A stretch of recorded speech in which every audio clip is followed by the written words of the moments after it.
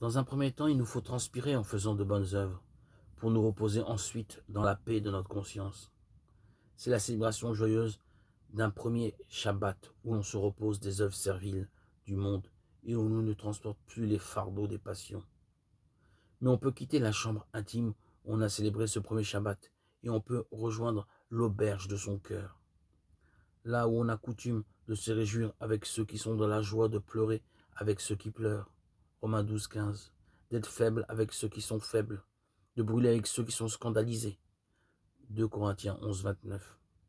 Là, on sentira son âme unie à celle de tous ses frères par le ciment de la charité. On n'y est plus troublé par les aiguillons de la jalousie, brûlé par le feu de la colère, blessé par les flèches des soupçons. On est libéré des morsures dévorantes de la tristesse.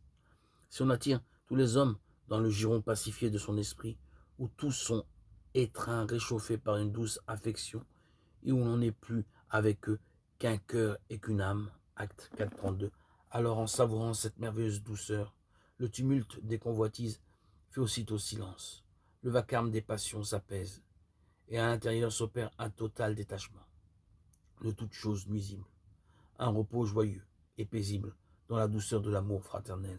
Dans la quiétude de ce deuxième Shabbat, la charité fraternelle ne laisse plus subsister aucun vice.